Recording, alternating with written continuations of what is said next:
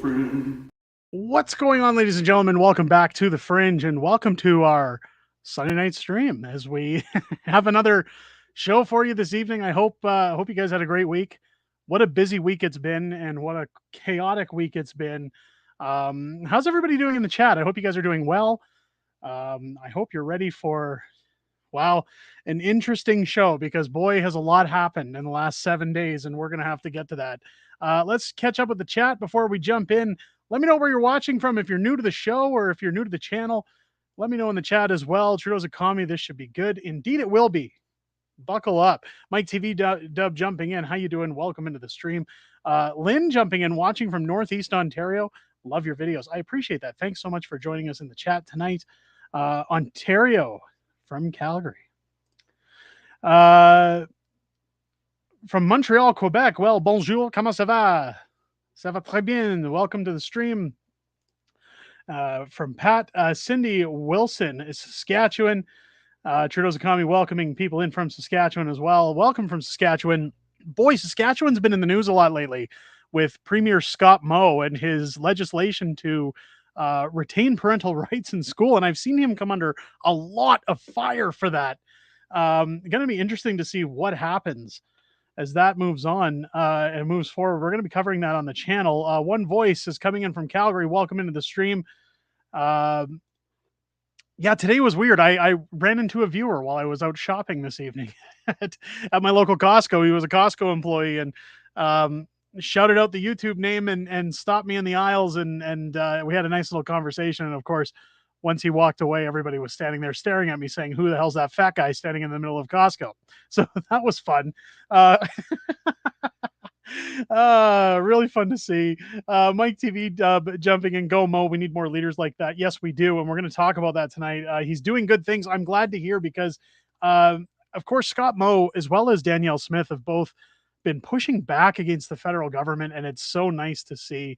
I've got a great video coming out about Danielle this week that I just had to get into. Her talks about the new Alberta pension plan that we're going to have a referendum for, and some other news coming in terms of federal taxation that is going to make for an interesting video.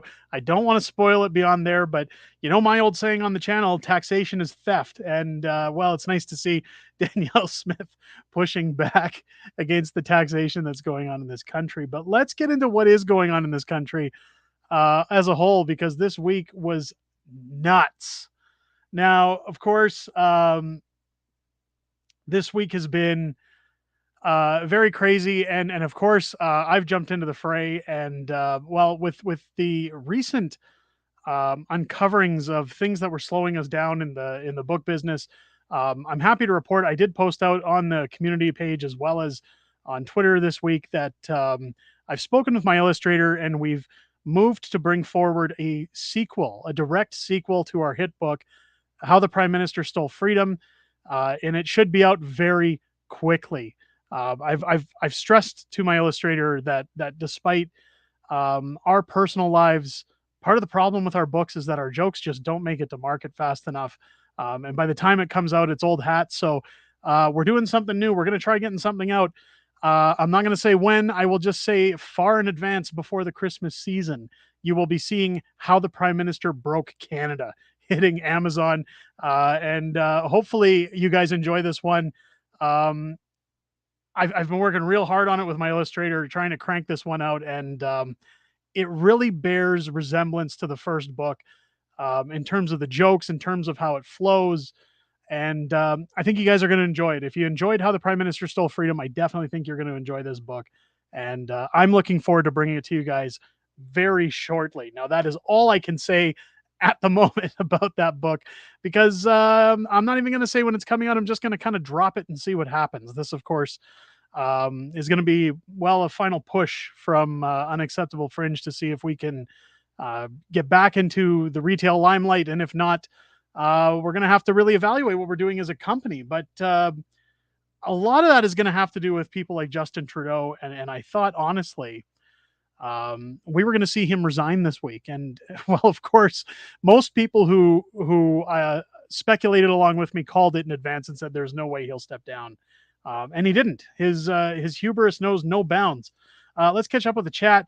Everett coming in from Winnipeg. Welcome in. Good to my hometown, Winnipeg, Manitoba. Good to see you. And Tammy jumping into the stream as well. Welcome, Tammy. Bob Boom jumping in from what is that? Yarmouth, Nova Scotia, or is that Dartmouth? I've never heard of Yarmouth. I'm going to assume. I'm going to say Dartmouth. Maybe it was a mistype, but if I'm wrong and that is Yarmouth, again I'm oblivious. And welcome into the stream. Nova Scotia is a gorgeous province. Um, Cindy saying the book's going to make for a great Christmas gift. I certainly hope so, and I'm flattered. Hit that like button. One voice, you couldn't have got it any better. Make sure to hit that like button. It helps get us in the algorithm. It helps push out the content and tells YouTube, hey, people are watching this. You should go watch it too. So make sure if you haven't hit the like button already to hit that. Trudeau's coming. You got things fixed with Amazon? I did not. I've got it fixed in terms of where we're sitting with our products. In terms of this mystery publisher, no. They have certain guidelines. And again, as I stated in my video about this individual that put this together, by whatever means they did, it was very calculated, but they did it in a way that it's not violating Amazon's terms of services. So they can't really do a lot about it. They've apologized profusely. I'm trying to work with them and figure out something that's going to benefit us. But you guys being behind this and all of your support has just been unbelievable. And I thank each and every one of you for that. It's been very overwhelming in a nice way. And very humbling to see such support from this community. So thank you for that. Kathy jumping in. Anyone watching, please click the like button. Yes, absolutely, Kathy, and welcome into the stream. I'm in Belize. I was stuck for 3 years. Trudeau blocked us from coming back because I refused medical procedures. Kathy, I'm sorry to hear that, but Belize, I hear, is very nice. It was Yarmouth. It's a town, southwestern Nova Scotia, Canada, a port town, real place. Well, Everett, my apologies and welcome in.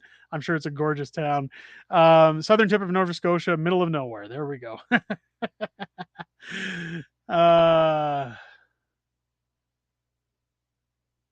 Nobody knows Yarmouth. I'm sorry. I don't want to insult people. Really. I know, like, there's some times where people mention they're from Alberta and it's a small town that, like, I know from about Lethbridge in Alberta all the way up to Edmonton. And then as soon as you start mentioning other towns, unless they're ones that are mentioned often, I'm sometimes clueless on that too. So please forgive me. If I know about Dartmouth because I have a brother-in-law from Dartmouth, Nova Scotia. And again, I just assumed with the mouth at the end of Yarmouth that it was Dartmouth and it was a autocorrect or something, but I'm sure it's a gorgeous town. I had to get residency or leave, so I'm a resident in Belize. Love your show. I appreciate that. Thanks so much. Mystical Yarmouth, sometimes confused with Dartmouth. Okay, well, there we go. Derek Macbeth jumping in, hanging out in Calgary. Welcome into the stream, Derek. Good to see you. It's not that great. The PM sold us out and signed the pandemic treaty. I'm sorry to hear that. That's Tammy's coming in from Elliott Lake. Rhonda jumping in from New Brunswick. Wow, we've got almost we got quite a bit of Canada in here. We've got Manitoba, we've got Saskatchewan, we've got Alberta viewers, we've got Ontario, we've got Quebec, and then we got New Brunswick as well. Man, we're just sailing across Canada here with viewers. You kiss your mother with your mouth. There you go. Oh, geez, that's funny. That's a good one. I like that one. They should put that on a shirt. That's a classic. Ladies and gentlemen, I hope you guys had a great week. Of course, we know Trudeau didn't have a good week as east of Strathmore. Okay, I know where that is, Lynn. Welcome into the stream. I don't have to play dumb to that one. Justin Trudeau, of course, this week coming out, and if you've been watching our content, you've seen that, of course, he doesn't apologize for anything. He warmed up his old bus and cleaned the tires to get ready to throw Anthony Rota underneath it. As naturally, he did resign, but the thing that people forget, and a lot of people didn't want to put into context about that stepping down, is that he is still an MP. He is still an elected MP. So him stepping down as the House Speaker doesn't necessarily mean he's leaving the House of Commons. I have yet to see anything that says he's leaving altogether. And again, if I'm wrong on that, then my apologies. I'll definitely correct that. But it's my understanding that he'll be sitting in the House once a new speaker is chosen, which I believe they were asking for the former leader of the Green Party. I forget her name, the House drunk. Um, I can't remember her name because she was that important. The one with the glasses. Anyways, they're talking about her becoming the next Speaker of the House. Um, and Rhoda will probably be sitting with the Liberals. It's going to be interesting to see what happens there. Even if Rhoda leaves, what a lot of people don't realize is that they have pensions. They have very good pensions in the sense that he won't have to work another day in his life. So it's not like a dishonorable discharge from the military where you're barred from everything and disgraced and Elizabeth May. There we go. Somebody got it. Uh, we all know Elizabeth May and her. Oh, and look, Volgor got it earlier. Thank you for that. Yeah, see, that's how important she is to me. I couldn't remember the name because as soon as she left her position, she just became completely irrelevant. I mean, she was irrelevant in her position, but they're talking about making her the new Speaker of the House. Um, it's crazy. It's crazy. Now, Lynn made a comment here. If you wanted to honor war heroes, there are thousands of fallen Canadian soldiers who gave their lives for this country. My grandfather was one of them. Well, thank you for his service. If he's still with us, even if not, I'm very grateful for his service. Um, what we forget is that there are thousands, apparently, of dishonorable former bad guys from WW2 residing in Canada that were residing in Canada that were welcomed into Canada. And what's very embarrassing is that this person was even mentioned or brought within the confines of the walls of the House of Commons. Um, it's sad. I wanted to get on this comment from Paw Prince. Welcome into the stream. Frequent watcher, rare commenter. Greetings from Ontario. Loving your work. I really appreciate that. Guys, I can't tell you how much I appreciate when I hear that we're doing great things here on the channel. But again, I couldn't do it without viewers like you, without this community, without people that support and watch our videos, that share them out, that give me your time. Well, my videos stretch from 10 to 20 minutes on average, and there's 24 hours in a day. So um, while all of you can tell me that you're grateful for what I do, I said it last week and I say it again, and I'll keep saying it. Um, with those 24 hours in a day, you guys give me a fraction of your time to listen to what I have to say. And for that, I will always be eternally grateful.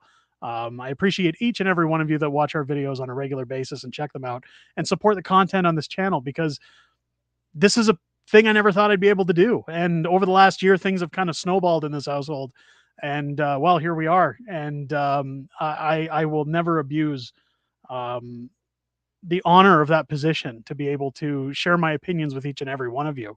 And I thank you for that. I thank you for coming out and watching what we have. Mike TV jumping in. We need all 338 resignations to make up for what transpired last Friday. So I have a little bit to say about that. And I agree, but I disagree at the same time. And it's so hard because I don't want to make it sound like I'm sympathizing, because what happened was very embarrassing. What people like Pierre Poilievre showed is that, and again, I don't know if they just merely weren't paying attention, if it just flew right past them. Now, I'll admit there's times I'm places where people say something and it goes right over my head. And people say, you didn't catch that? And of course, I'll say no. I've even said it when I've made mistakes on this channel that, hey, I was kind of speaking at the time, didn't think about what I was saying, and I made an error. This could have been one of those situations. However, you only need a basic grade 9 education of world history when the House Speaker says this man fought against Russia in the Second World War. We talked about this on my video last week where I said very blatantly that how could that go over anyone's head? Um, it's disgusting and disgraceful, and I can only imagine what would have happened or what it might have felt like if MPs like Melissa Lantsman were present when that person was in the House of Commons. What I find most disgusting out of the whole thing, and part of what threw me back into the mix to do this very quick project of How the Prime Minister Broke Canada being our next book, was that I said, this prime minister just doesn't know when to quit and walk away, and we're not going to do the same here. I want to bring out more jokes about him. I want to embarrass him again. I was told our first book severely embarrassed him, so let's go for another round. Um, if that's what I can do to contribute to what he's doing to this country, and it's not much, but entertainment and laughter are sometimes the best medicine. So that's going to be our plan, at least, to try and fire back at what's going on. I think it's completely disgusting that this prime minister would call himself any kind of a leader while sympathizing with Nazis, actual Nazis. Um, I can see this showing up in the chat, so let's address it. I've seen it showing up a lot, and other places too. Watch the video of Rhoda reading. He didn't know from um, he didn't know from the start. He took pause and made a face. Justin knew and tossed him under the bus. Now that could be it. There's a lot of things going around. People are saying, was this a deliberate attempt to um, get Rhoda out? Was it a deliberate attempt to embarrass the liberals? Was it a deliberate attempt to have a gotcha moment or something?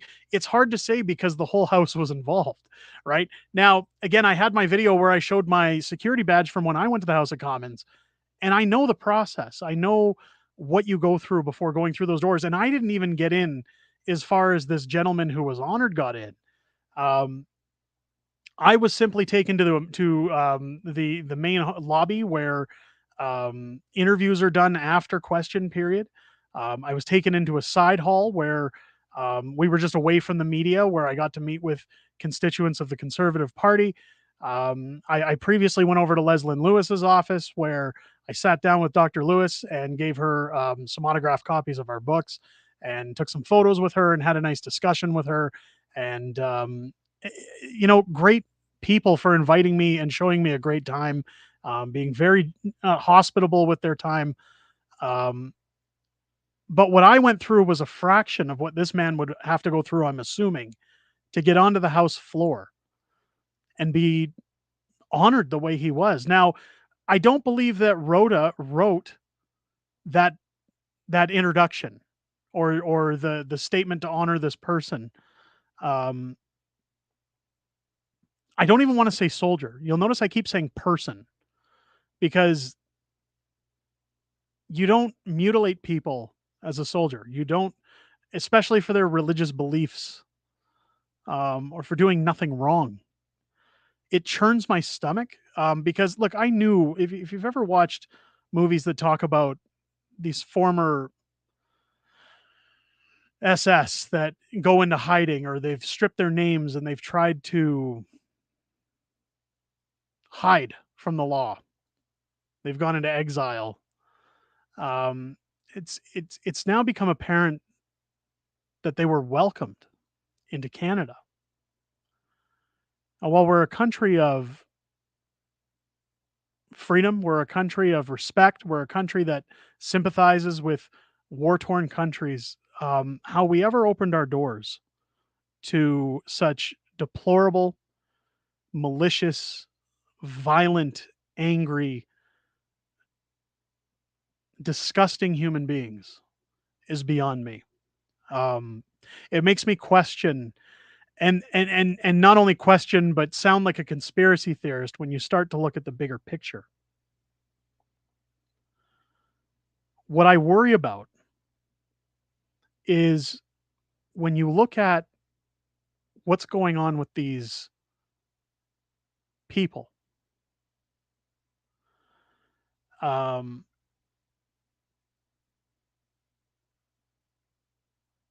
I'm sorry, I'm trying to think of how I can say this without crossing any lines on YouTube. It makes me question if there's bigger plans when you look at the WEF, when you look at their heritage, when you look at Freeland. Um, what is going? Is there bigger plans? Is this? It's kind of like out of Captain America or something with Hydra, where they've been operating in the background the whole time. You thought they were defeated. Now, if you haven't watched Captain America, Hydra is kind of like the version of the bad guys from WW2, and they're operating in secret all these years throughout.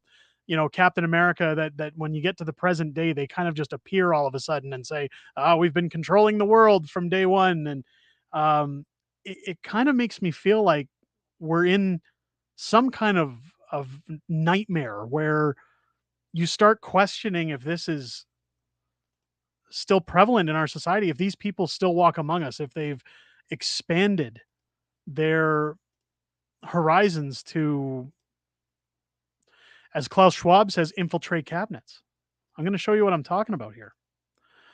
Um, this is a tweet that was put out, and I know you guys probably can't see it very well on the screen, so I'm just going to read it out.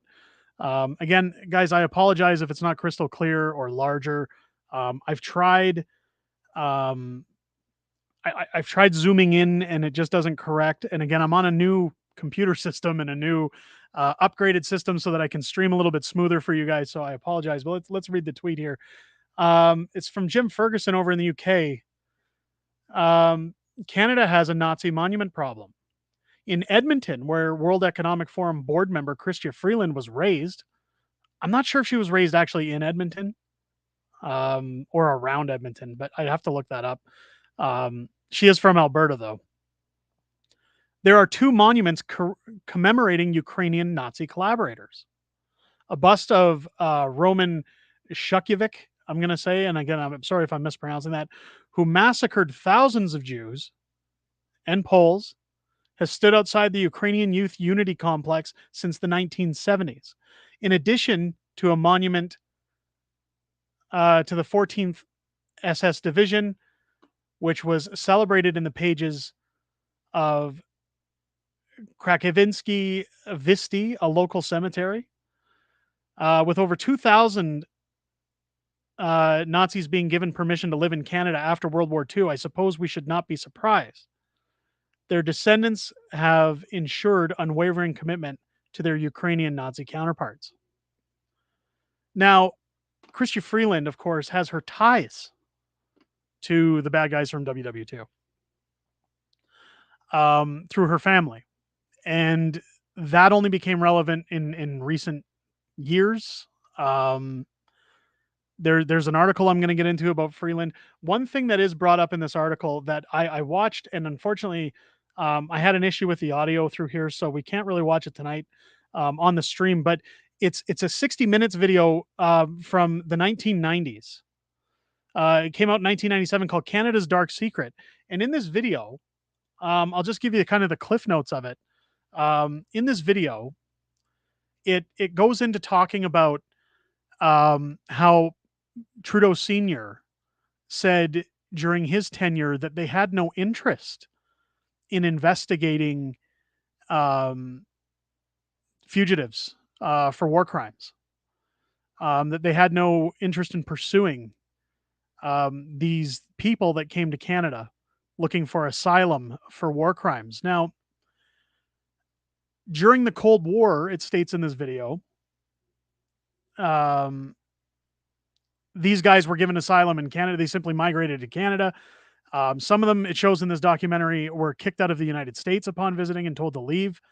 They didn't change their last names. They didn't change their identities. They didn't try to hide who they were. They came to Canada during the Cold War, and because Canada was at war with the Russians during the Cold War, they allowed people in asylum, and all they had to do, apparently, according to this documentary, was show their tattoo that showed they were members of the SS. And they were granted to come in. These are people that massacred men, women, and children for nothing, just because of their religious beliefs. When you look at everything that's gone on in this country since 2019, and again, you see people like Gina Carano who have been canceled for saying it's comparable to what happened with how it started. I'm not saying that people being locked in their homes is the same as people being told to dig a ditch and be executed.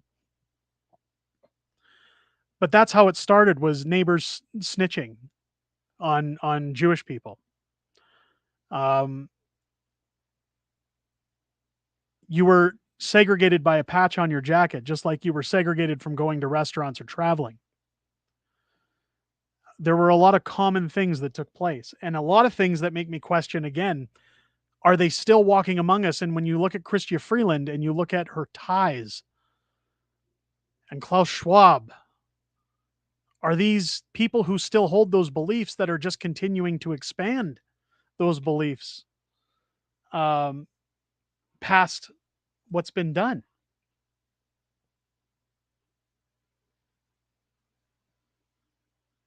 And one thing I wanted to talk about is the man who was in the House of Commons. And I'm sorry, we're going to go back to that. This article from the Gray Zone that comes out now. I wanted to go over a few things that are in this, because good old friend of the channel, Master of Snatch, and I seen him in the comments there. We were discussing at the beginning of the weekend what was in the blog, because there's a lot of people saying in 2011 this guy would have been in his 80s and he's just, oh, I'm going to divulge on the internet what I'm doing. Here's what's been pulled up in this article from the Gray Zone. And I wanted to go over this because a lot of it gets discussed what in detail was put in this article. Now, I had said maybe somebody took down his testimony, maybe somebody wrote it, but it appears that he wrote it.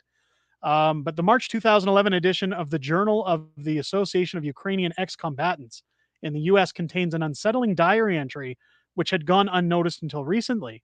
Authored by Yaroslav Hunka, the journal consisted of proud reflections on volunteering for the 14th Division of the Waffen-SS. He described the Nazi Wehrmacht as mystical German knights, where they first arrived in his hometown in Berzani, I guess. Sorry if I'm mispronouncing these Ukrainian names, and called his own service of the Waffen SS as the happiest time in his life. In my 6th grade, he wrote, out of 40 students, there were 6 Ukrainians, 2 Poles, and the rest were Jewish children of refugees from Poland. We wondered why they were running away from such a civilized Western nation as the Germans. The Jewish Virtual Library details the extermination of Jewish population at the hands of civilized Germans in 1941 at the end of Soviet occupation. 12,000 Jews were living in the town, most of them refugees fleeing the horrors of the Nazi war machine in Europe. During the Holocaust, on October 1st, 1941, 500 to 700 were executed by the Germans in nearby quarries. On December 18th, another 1,200 listed as poor by the Judenrat were shot in the forest. On Yom Kippur, 1942, September 21st, 1,000 to 1,500 were deported to Belzec, and hundreds murdered in the streets and in their homes. On Hanukkah, hundreds more were sent to Balzac on June 12, 1943. The last 1,700 Jews of the ghetto and labor camps were liquidated, with only a few individuals escaping. Less than 100 survived the war. 2 years later, now this goes into more history, but 2 years later, Hunka joined the 1st Division of the Galician SS Brigade. So this again was in his teens. A unit formed under the personal orders of Himmler.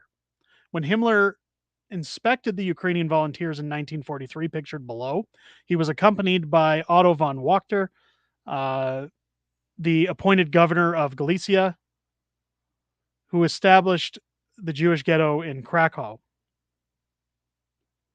And you can see that there, good old history.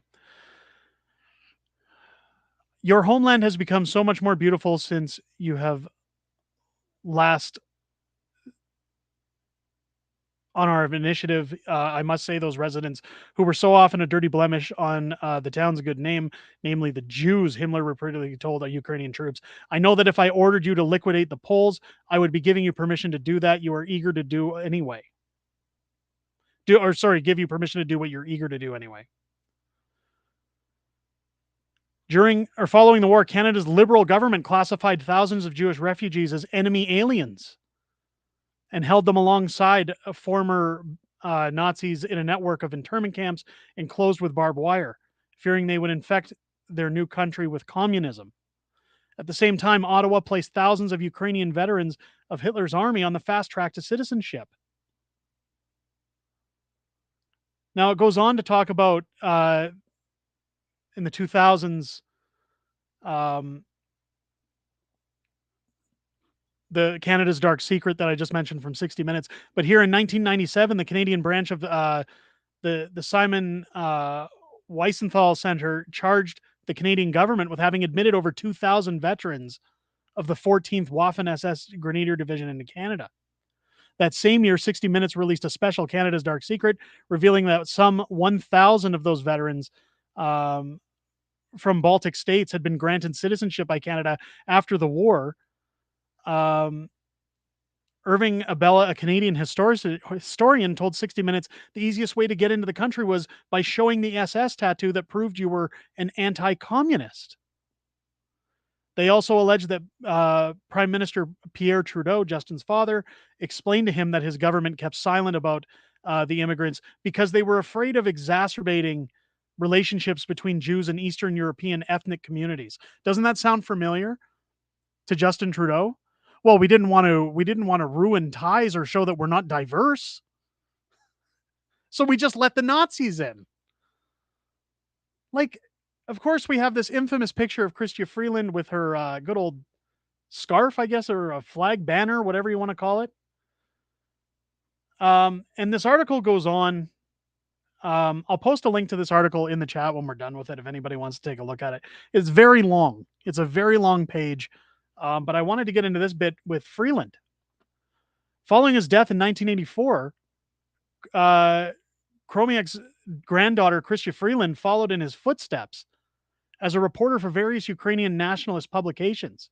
She was an early contributor to the Encyclopedia of Ukraine, which whitewashed the record of Nazi collaborators like Bandera, referring to him as a revolutionary. Now, whitewashing, doesn't that seem a little funny, given that Karina Gould was wanting to not publicize and eliminate from the record that this person was in the House of Commons? And of course, Chrystia Freeland already whitewashing Nazis, so people don't know what's going on. Next, she took a staff position at the Edmonton-based Ukrainian News, where her grandfather has served as an editor. So again, he's in a position of power, and he was a Nazi. A 1988 edition of the Ukrainian News below featured an article co-authored by Freeland, followed by an ad for a book called Fighting for Freedom, which glorified the Ukrainian Waffen SS division. Like, isn't this... And if Justin Trudeau were to step down, like, I don't want him to step down at this point, because this is who is in charge. Somebody who glorified the Waffen SS in this article. Countless tenditious news stories about life in the Soviet Union, especially for its non-Russian citizens, had her fingerprints as Miss Freeland set out about making a name for herself in journalistic circles with an eye to her future career prospects. Citing KGB files, the CBC described Freeland as a de facto intelligence agent. The student causing so many headaches clearly loathed the Soviet Union, but she knew its laws inside and out and how to use them to her advantage. She skillfully hid her actions, avoided surveillance, and shared the knowledge with her Ukrainian contacts, and expertly trafficked in misinformation. Sound familiar? This article just blew my mind, and again, it's very, very, very long. I'm gonna actually hit a link right now in the chat for anybody who wants to go and take a look at it. There it is in the chat, ladies and gentlemen. But that is disturbing, to say the least, that we've known Chrystia Freeland has family heritage tied to Nazi soldiers. Now, I'm not one to say the sins of the fathers are to be paid by the children, or the grandchildren, because again, I don't want to sound like I'm sympathizing, but Chrystia Freeland wasn't born when her grandfather was doing these things. Now, as somebody who also wasn't born while my grandfather was fighting in the Second World War, I can tell you right now, countless men and women gave their lives for freedom. I know that's a naughty word to say these days, according to Justin Trudeau. But they fought so that we wouldn't live our lives under the boot of tyranny. Every November 11th, we honor those people. a celebration that, again, people like Justin Trudeau want to wipe away. Um, it's very it's very disturbing to think that um, if Justin Trudeau were to resign or step down, that this person who was not only has ties to the Nazis, but shows that she fully supports.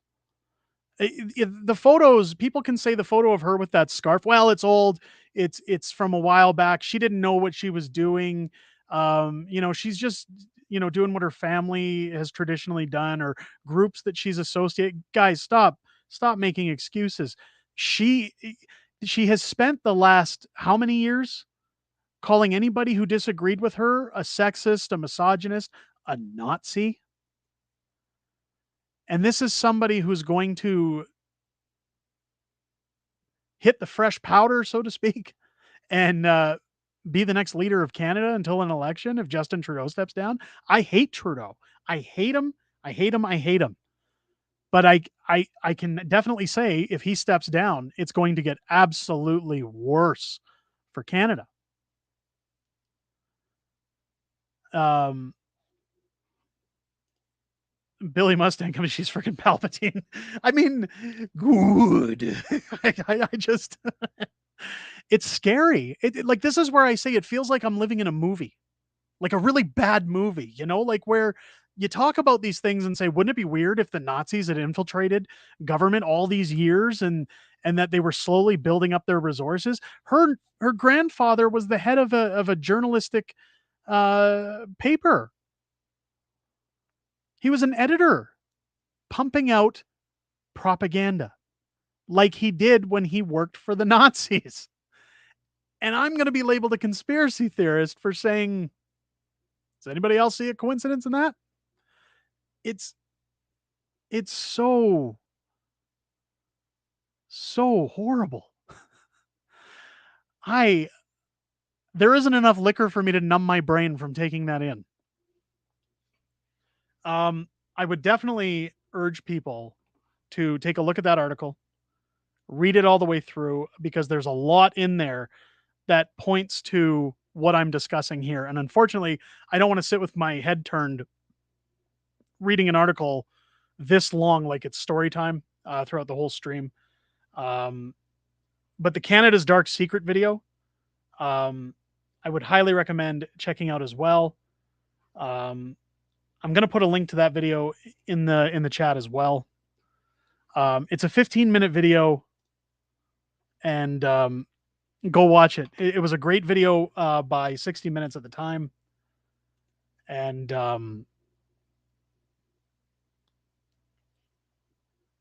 I just, one voice is saying it here. Pierre needs to rally a call of no confidence. The problem, I they're not going to get the support of the NDP. They're not going to get the support of the NDP, but I would like to see Pierre rally a call of no confidence regardless, just to show where he stands for the people of Canada. Um, this is beyond politics. This is right and wrong, and it's sad. Like, we talked about this at last week's stream, that Canada was a country that freedom was part of its name. The true north, strong and free. This was a country filled with nice people and diverse people that nobody here was racist. Nobody here ever said we can't have Jewish descent, we can't have black, white, Asian, Indian, we can't have people here. We've always been welcoming. We've always been here with open arms to say that we're nice people and that we're here to help our fellow neighbors if they need be. Anytime there's a war, Canada was the first to step in and the last to leave. We'd send our peacemakers in any time, our peacekeepers, not peacemakers. I'm thinking of John Cena, our peacekeepers. This is a country of pure patriotism. I know I made a video a long time ago when I went to the US talking about in the summertime that I couldn't help but notice the patriotism of the United States citizens that have flags everywhere, and you don't see it in Canada because we're shamed for it now. But Canada's always been a very patriotic company country. Sorry, I'm talking like I'm doing a business meeting here. We've always been patriotic. We wear our hearts on our sleeves in this country, and it's so disgusting to think that an actual Nazi could be in charge of the country if our um, ridiculously stupid prime minister were to step down. Snatch has a good point. Maybe we've always been welcoming, but now it's time to shut the door and the house is crowded. I couldn't agree more. Um, we've been a country where we've tried to be open, we've tried to welcome people in. Now, I found it so funny that when I went to Los Angeles, my old man reminded me that, hey, if you take all the subsidies of Los Angeles, whether it be Malibu, Burbank, all these areas, and add them all together, there's more people in the Los Angeles area than there are in all of Canada. And I started thinking about that and going, wow, it's funny that that many people live in such a small space in comparison to one of the second largest land masses in the world. But the problem is that even though we have the land, we don't have the means to house all these people flooding into the country, whether it be legally or illegally. And I definitely agree with Snatch that um, if Pierre Poilievre wins the next election, he needs to say, look, we are a welcoming country and we'd love to bring people here, but we need to clean house before we can allow people to come in. We need to close our doors and fix our own problems before we help the rest of the world. 35 million people in Canada. Justin Trudeau just offered hundreds of millions of dollars to the Ukrainian government, meaning he could give $1 million to every Canadian and it would have cost less. You think about what you could do tomorrow with $1 million. $1 million. It's sad. I'm all for helping countries in need. I'm all for being there to protect people when their rights are being taken away, standing on guard for thee. But unfortunately, when we're laundering money for a dictator in a banana republic like Canada with Trudeau, it's hard to it's hard to think the next time this happens, even if it's with a different leader, that we're doing it for the right reasons. That's the problem. Is it's kind of like an abusive relationship where if you're with somebody for multiple years where you get beat up every day and you finally leave them and you rebuild and eventually you get into another relationship and somebody slightly loses their temper, you're going to have that need to flinch, that need to buckle in and get scared, to question, is this going to happen again? And that's what the problem is with Canada is we're in an abusive relationship with the government.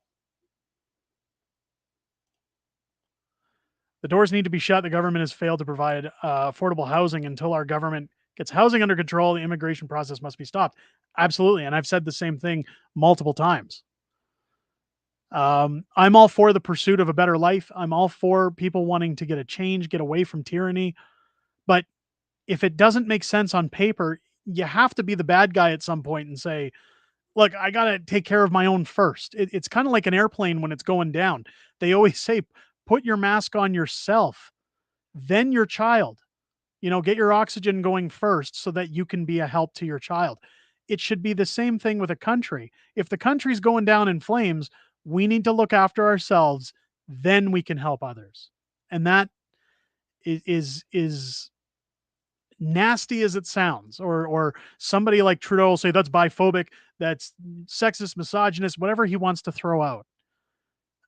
That's common sense. And I hate using Pierre's words, but it is common sense. You know,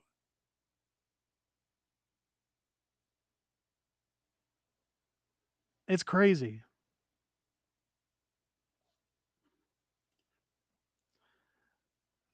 Bog Haiti coming in, welcome into the stream. Winter's going to be interesting.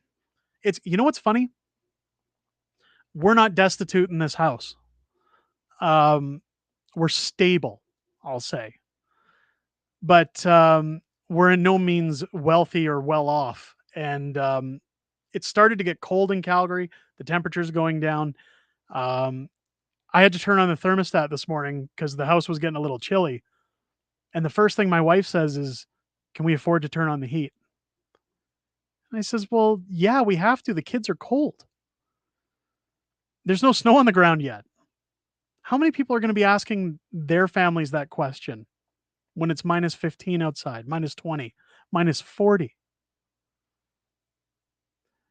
Now, I've told my wife, whatever happens, we're going to be fine. But it got me thinking about other folks, single moms that can't pay their bills, that are struggling just to put food in the fridge, that aren't going to have a Thanksgiving next weekend, that have to ask the tough question, can I turn on my heat? We've heard people saying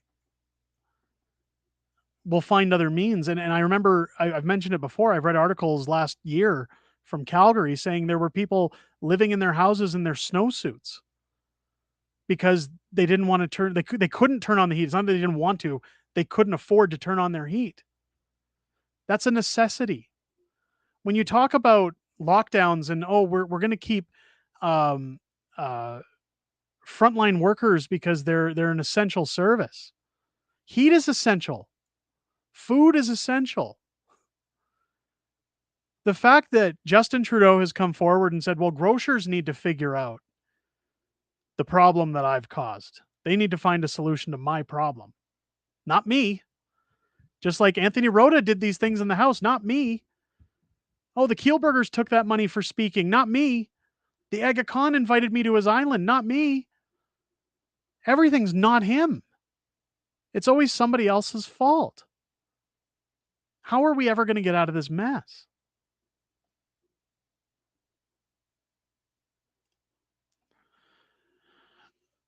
I wanted to weigh in. Politics is politics. This may be a strategy showing Canada just how far Trudeau will go. What better way? Common sense. I've turned on our heat, but we have blankets and sweaters on. Yeah, it's funny because in our home, the basement, which I'm in right now, gets really warm. And usually the basements are cold, but this basement gets really warm and the rest of the house is a little cold. Now, part of the problem in our house is that at some point I'm going to have to swap out a bunch of windows. The previous owners of this house had a stained glass business and they replaced a lot of the front panel windows with stained glass, and it's gorgeous, but it's very thin. And the cold gets in really bad in the winter. Our heating bills go through the roof because of it. And unfortunately, um, other things have come up every year when I've said we're going to replace the windows next year. You know, we have an issue where, you know, the dog gets sick and it's $1,000 or something else happens. Now, I know people are going to say, hey, man, you just went to Disneyland. Yeah. But again, I didn't want to lay that off as another thing in the background and say, well, my kids have always wanted to go. And you know what I mean? Like it was more, I'm not saying the windows are broken or the air's seeping in. It's just something that needs to be done. And eventually we'll get there. But I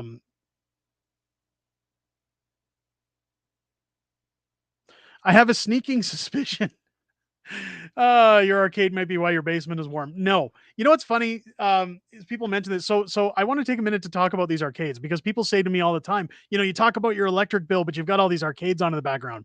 What I want to remind everybody is that the only authentic arcade in my game room is this Donkey Kong Jr. that's behind me, and it is very rarely turned on unless I'm filming or you know the odd time I sit down for half an hour to an hour and have a couple games. Um, the rest of these arcades are run on single board small computers, and they're run with LEDs and very little electricity consumption. Now, when I play these or when I have these on, I do have these on during filming again because that's part of my background. But when I'm down here not doing things, those are usually off. Now, no, my basement is not warm. And Snatch, I'm not barreling down on you. This is um, it's just to explain because it does get brought up in the comments. It does get brought up in places. These are all single board computer arcades. They're not like 80s and 90s arcades that crank out a lot of electric usage. And they wouldn't get as warm as typical arcades would. But I see where you're going, and I think that's one of the things I do like about these arcades is that they don't consume a lot.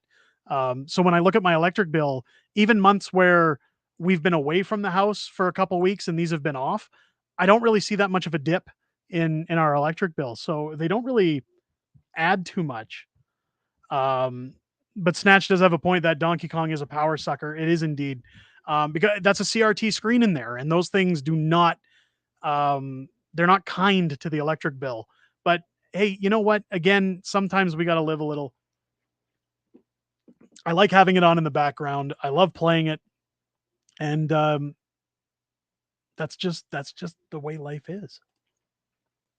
Too few remember about the seniors, veterans, and vetted disabled folks on outdated fixed incomes. So that's part of what I'm discussing this week with Danielle Smith and what she's talking about with the pension plan and fixing that so that we're either paying more and getting more or we're paying less and getting the same as we're currently getting. I don't want to spoil too much, um, and we will get into that um, when that video drops this week. Is the MVC2 running on the OG Sega Naomi board? No, that is a single board computer again. That is an arcade one up Marvel versus Capcom 2. So again, that's running on a single board computer. Doesn't generate a lot of electric usage.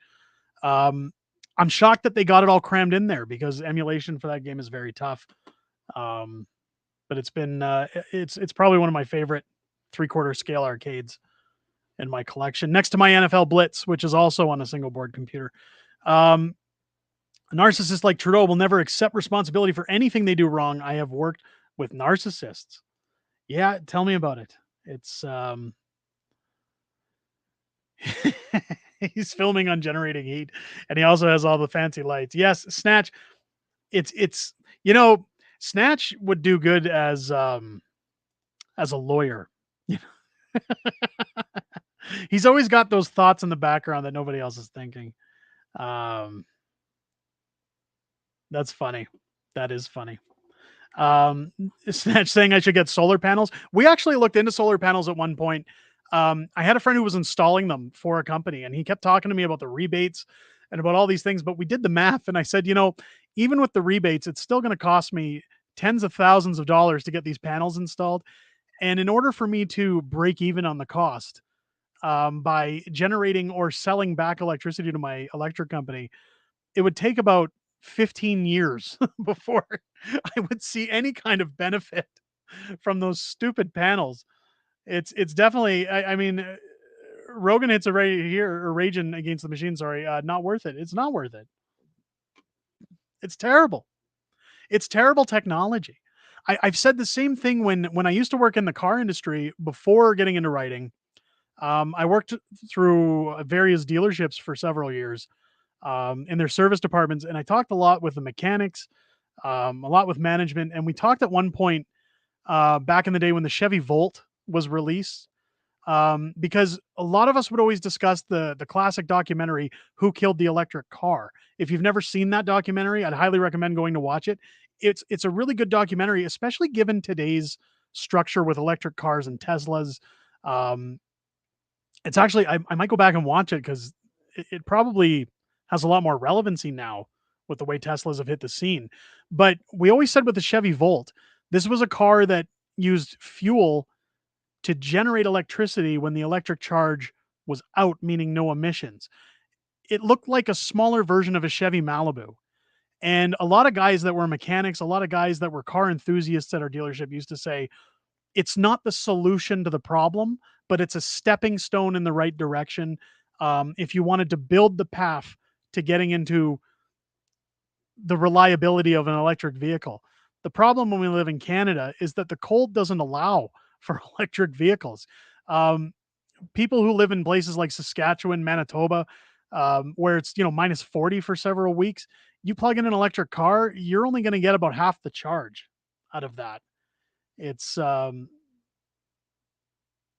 it's crazy.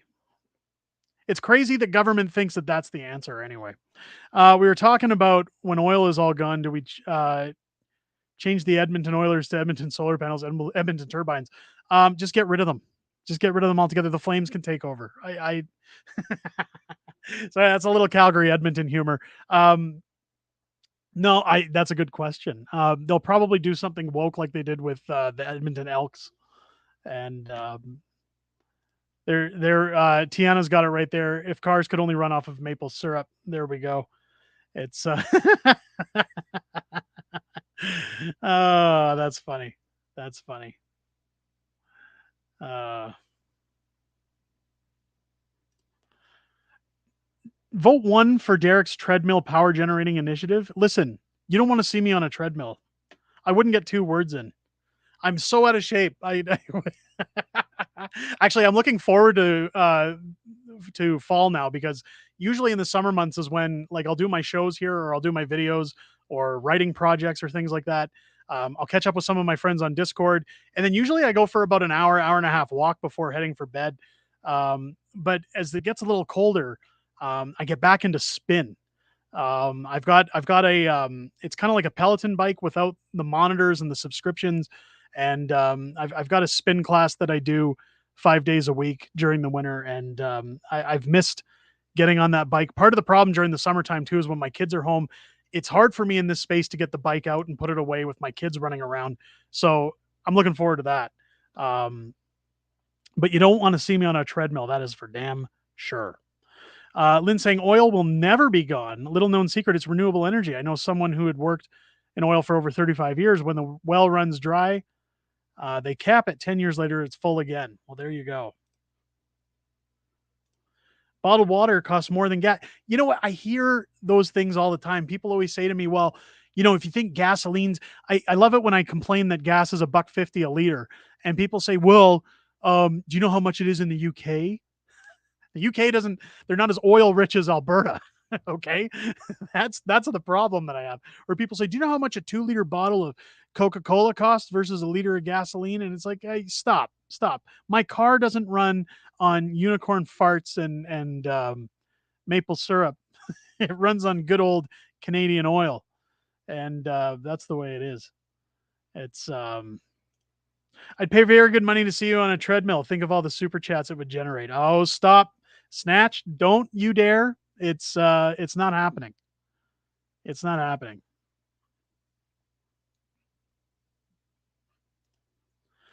If the battery gets too dry, it can catch fire, and if coming into contact with salt water, it can explode. Stay away until other people have tested them out. I'm assuming you're talking about electric vehicles there, Vincent. I might have missed your comment up earlier. I apologize. Let me go back and just see where, because that looked like a continuation of something. I don't see another comment. If you're talking about electric cars, um, then yes.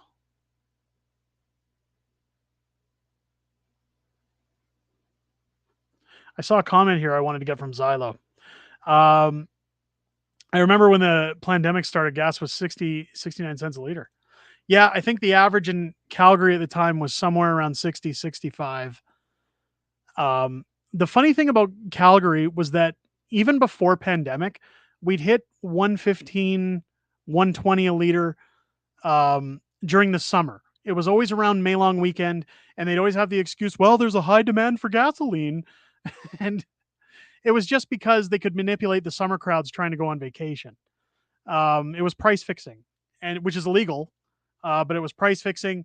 And then as soon as fall hit, September long weekend was always their last hurrah. They'd get their $1.15 or whatever, and then fuel would start to go down during the winter months. Usually around late September, early October, you'd see it dip to about 70 cents. And it would stay there until again the spring summer season took off. Now it's hit that 150 mark, and I'll tell you, I seen it at Costco near my home go down to 125 about a week ago, and but I don't think I'll ever see it go below 120 again, at least until a carbon tax is gone.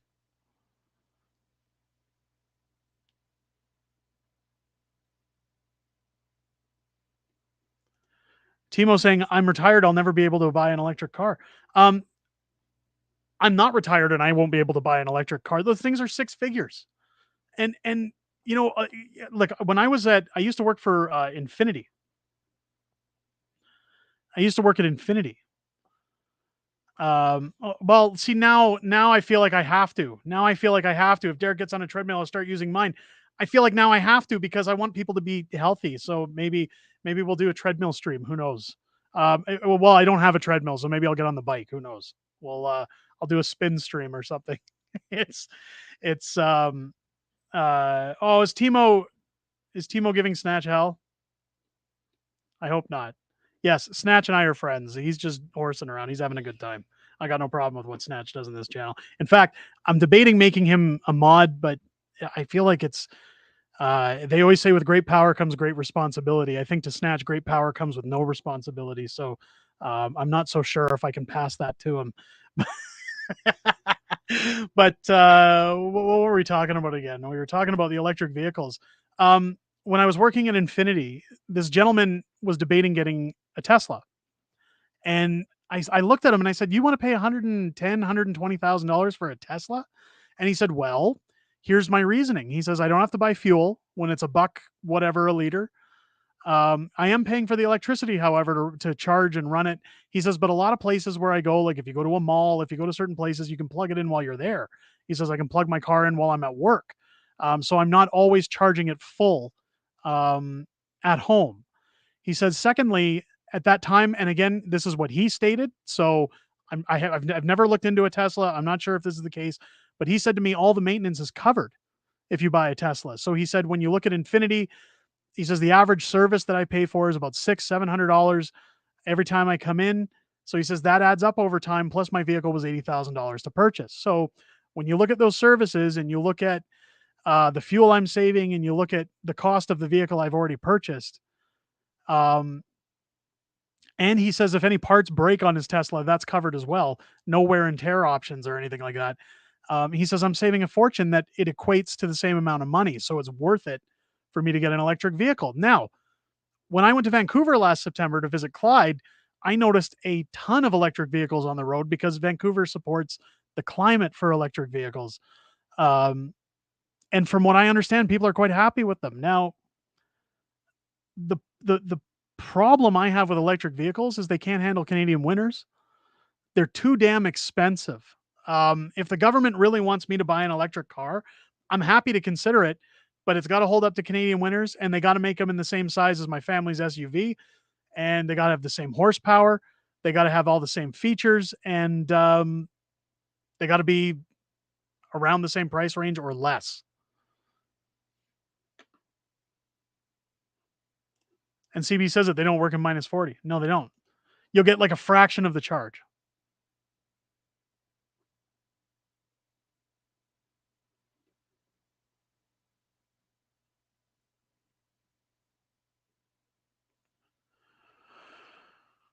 Whoa, what do we got in here?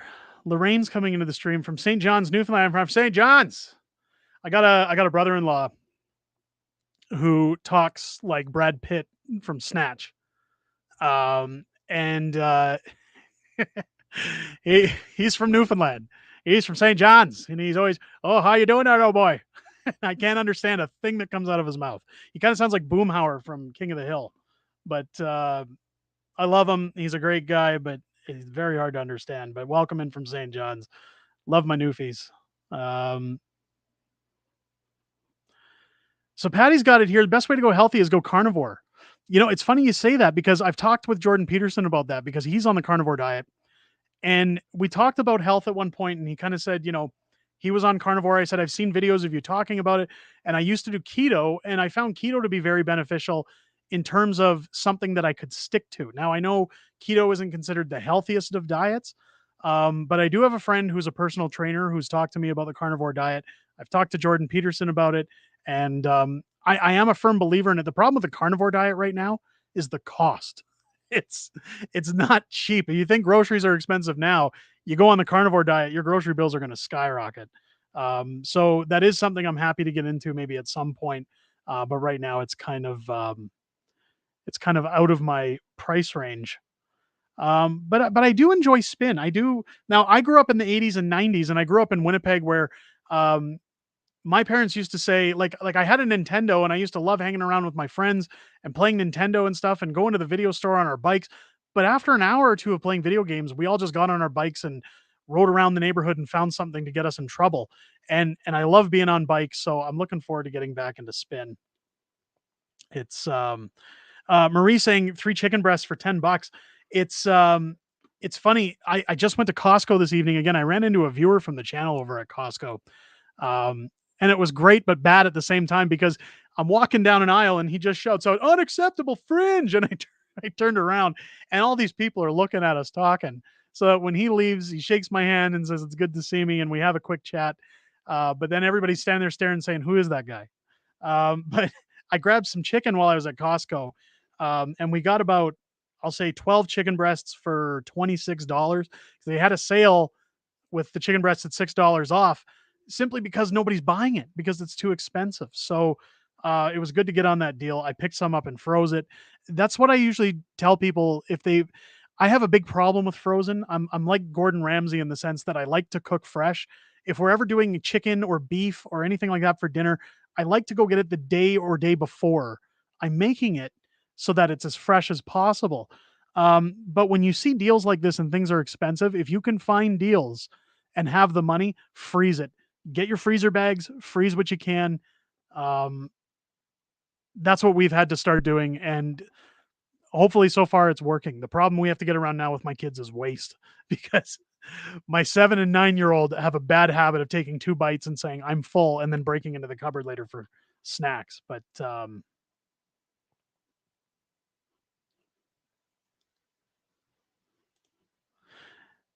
you were lucky I don't live near a Costco. I'm sorry to hear that. It's funny. I never used to go to Costco, and then they opened up one near our home.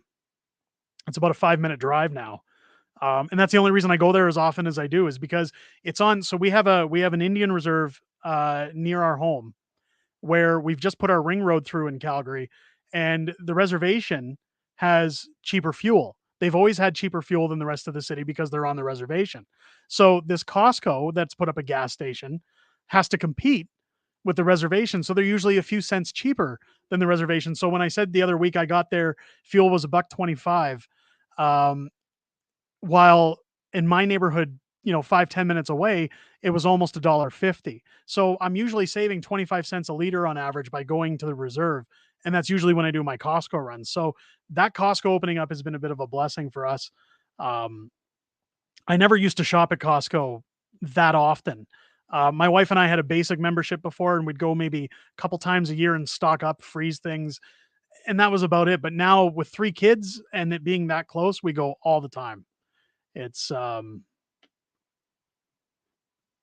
I can't say enough good things about that Costco in our area. Um, I go to Costco and end up leaving up with 6 things and $200 less.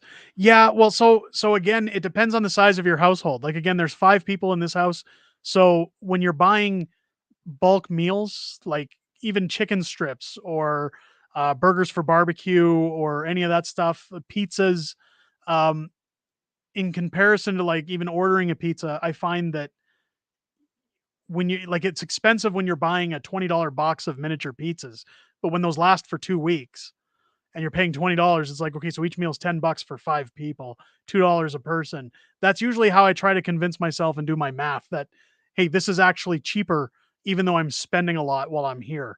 Um, I wasn't even somebody who had a deep freeze up until pandemic days where I started using the one that my mother-in-law gave us. It literally was sitting in our garage collecting dust because again, I don't like freezing things.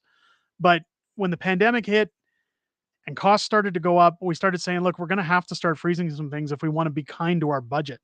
And again, we found deals, and that's the way I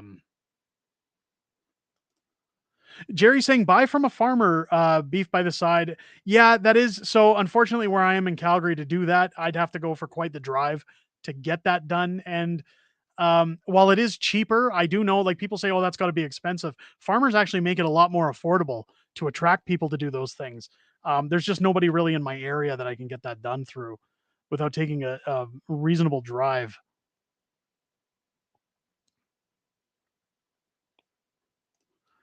Costco makes amazing chicken wings, and you can still do the $1.50 hot dog. It's funny you say that because that's usually where we end up now. If my kids want to eat out, we'll just grab them something on the way out the door because look, even McDonald's. I took my family out this weekend. We try to go out once a month if we can.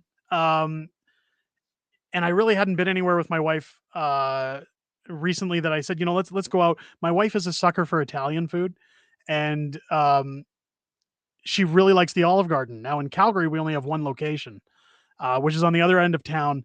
So we took my kids out on the weekend to Spirit Halloween to have a look around, and we ended up at the Olive Garden. But the Olive Garden wasn't as expensive as I thought it was. And when we left there, I said, you know, it was double the cost of going to Subway or going to McDonald's for my whole family to sit and eat at Olive Garden and leave with leftovers. Now, that really goes to show just how insane the cost of what used to be labeled as fast food has become. Fast food was always a commodity in my house growing up because we were a hockey household. My sister was in ringette and I was in hockey, and my mom was going almost 7 days a week, whether it was camps, games, practices, and they were always scheduled for cheaper ice times, which were usually at like 6 o'clock at night. So we would get home from school, and it was we got to eat quick. And if we didn't have anything fast we could make, my mom would just hit a drive-through, and sometimes have to take us across town to two different arenas. So the drive-through was always a cheap, inexpensive way to feed the family and get them moving quick. Now in our house, we try not to do that as much as we can because it's unhealthy for one, but it's costly. If you go through a McDonald's now, for my family, and this is with three kids getting Happy Meals and my wife and I getting like a value meal, as they call it, each, it's $50 for us to go to McDonald's. But we went to the Olive Garden and it was $100. And we got to sit down and enjoy a meal. And I started looking at that going, this is why you shouldn't be supporting these fast food restaurants anymore. I understand it's easy employment for people that don't have, you know, training or experience, and but with this minimum wage going up to the way that it has and the level it has, while the company still takes its bonuses and benefits, stop supporting them. Stop giving them your money. It's any of these fast food places. Like I see Trudeau's economy saying McDonald's sucks. It does. Um, Snatch saying fast food has become the most unique way to measure shrinkflation, and I can think of including quality. Absolutely. Meat is weird now. Yeah, they're all terrible. CB is Spaghetti Factory. That's another one we did a while back, and I couldn't get over how effective it was in terms of price versus what you get everywhere else. And something I've noticed too, and part of the reason that when I say we try to go out once a month, part of the issue I've had is that you don't get the quality anymore that you used to get going out to a restaurant. It's even if we take the kids to somewhere like Boston Pizza, it feels like garbage, like in terms of the quality, like it's gone downhill. The staff don't really care. And I'm not downing Boston Pizza here. I'm talking in general. The term customer service, I've noticed, has gone right out the window. It's no longer a thing. It's almost disappeared. It's just here's your stuff. Do you need anything else? See you later.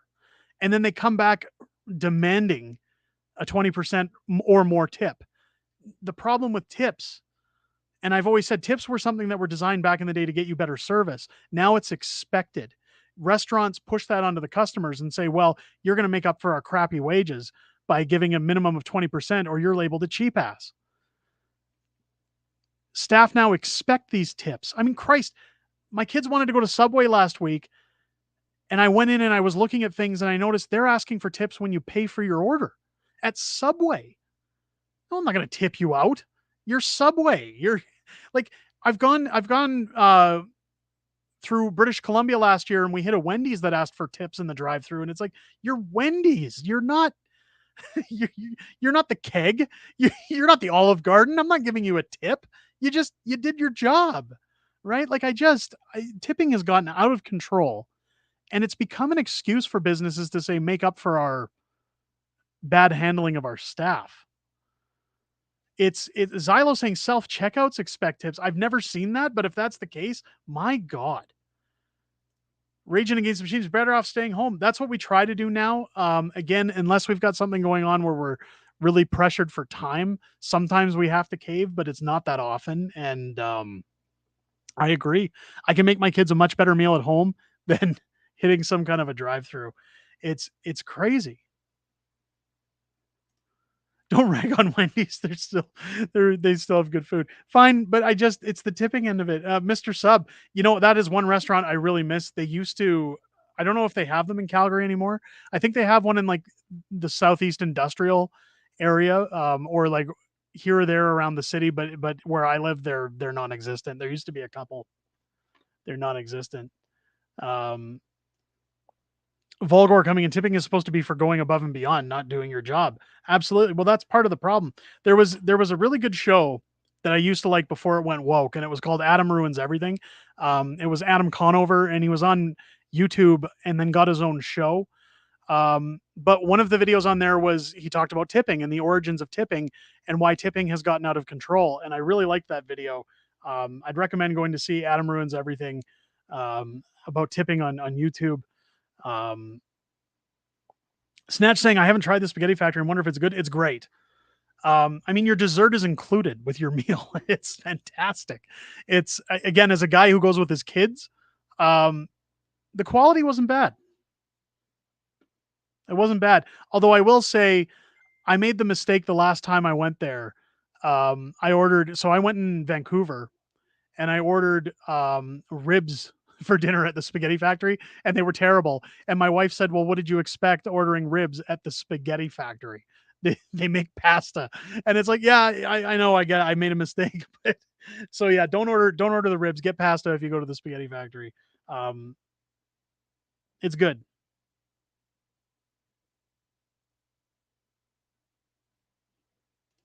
There's one by Co-op on 37th Street. Well, there you go.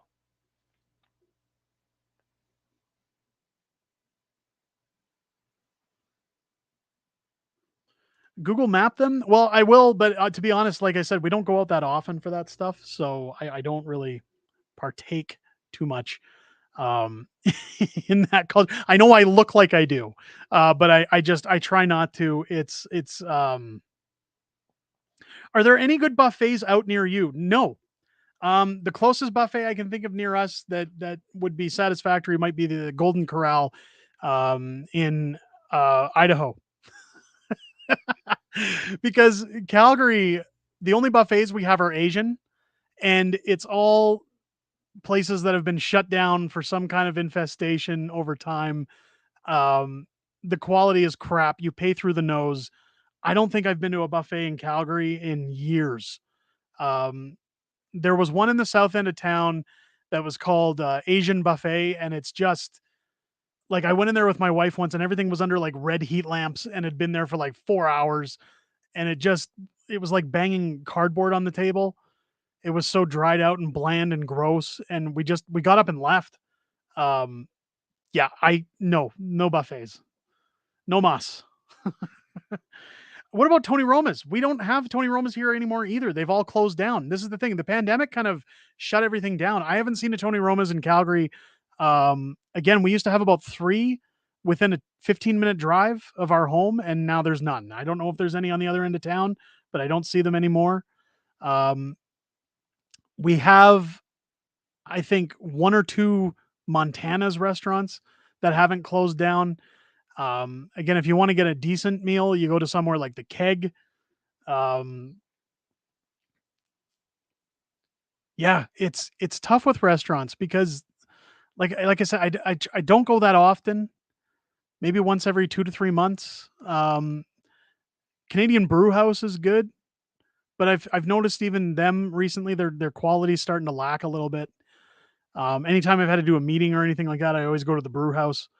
Um, Snatch saying the Keg is always good. Yes, I took my wife there a few weeks ago to make up for our anniversary because our wedding anniversary was the day before we left for Disney. And I didn't really have a chance to take her out without kids. So that was kind of a makeup for the anniversary. So 2 weeks ago, I took her out. Um, and that was kind of like a payback for anniversary, but the Keg was amazing. Can't say enough good things about it. They have an item on their menu if you're ever in there called the Keg Omega. It's off the menu. It's a secret menu item, and my brother-in-law from Newfoundland, he knows one of the general managers at the Keg near our place, and he talked me into it one night when we all went there with our families, and it's a prime rib, and I think it's like 3 pounds or something like that of prime rib. It's a lot. And I raced my brother-in-law to see who could eat it the fastest. And I think I finished mine in about 20 minutes, and I got sick when I got home. It was terrible, but it was good. It was to die for. It's Swiss chalet near me sucks. Yeah. I don't think Tony Roma's exists anymore in the States. So I seen a Tony Roma's when we were at Disney. There was one across the street from our hotel. It was a funny story with that Tony Roma. So in the States, um, they do things different. Like in Canada, when we used to go to Tony Roma's, back in the days when I was dating my wife, um, used to get garlic mashed potatoes, and it was just garlic mashed potatoes. When we got married and went to Disneyland for our honeymoon, there was a Tony Roma's across the street from our hotel, and we just said, "Okay, let's go there. It's close. We're tired. We're hungry." We knew we were going to get good food there, and we sat down. Now, the American version of their garlic mashed potatoes come loaded, so you get cheese, bacon, all the fixins. It was very dimly lit in that restaurant, and it looked like there was a big glob of sour cream. Now, naturally, I figured it was sour cream because you've got bacon, you've got cheese, you've got the potatoes. And I said, "Oh, good, sour cream." So I mixed it as best as I could. Um, and my wife and I had been out at Universal all day on a bus. We didn't have a car rented. So we were gone for over 13 hours. We hadn't really eaten all day. We were starving. So I just took a bite. And what I thought was a glob of sour cream was actually butter. So I ingested this large ball of butter, got viciously ill at the table. My wife laughed her ass off. It was hilarious. She'll never let me forget that story. It gets brought up anytime we mention Tony Roma's. But I do know that that one's still there.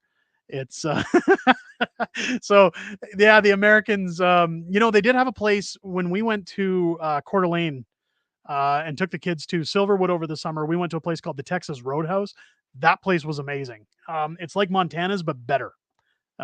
Typical, steak and ribs place. It was absolutely amazing. It's God, I'm getting hungry talking about all these restaurants now. Ladies and gentlemen, we've been going for almost an hour and a half. I'm gonna wrap up the stream as we're kind of just as much as I enjoy um, talking with our community, I do have to get content ready for you guys for this week. And I do have to get again going on this new project, how the Prime Minister broke Canada. I'm looking very forward to bringing that to you guys again. I'm not going to give any dates. I'm not going to give any more information. Just keep your eyes peeled. It's coming sooner than you think. Um, I'm really, really grateful for everybody coming out to the stream again, everybody for the chats, even grateful for Snatch's sarcastic, good-willed nature in the stream as always.